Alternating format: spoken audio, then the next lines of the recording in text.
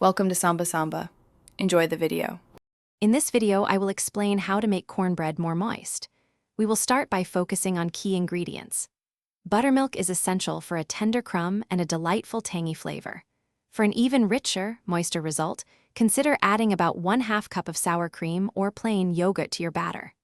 Also, incorporating a generous 1/4 cup of melted butter or a neutral oil will significantly contribute to a softer, more luxurious texture.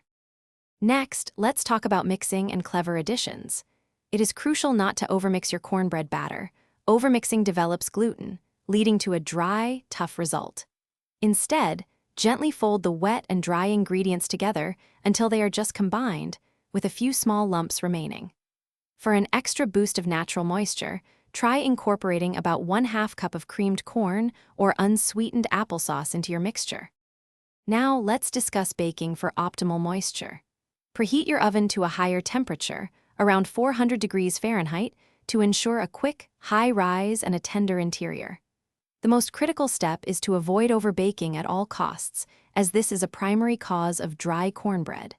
Begin checking for doneness after about 20 minutes.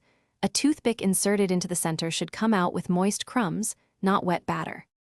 Finally, let's ensure your cornbread stays moist after baking.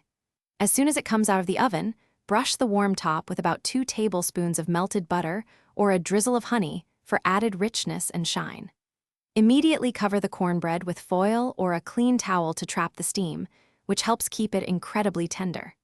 Store any leftovers in an airtight container at room temperature for up to 2 days to maintain its delightful moisture. Thanks for watching. Consider subscribing if we helped you.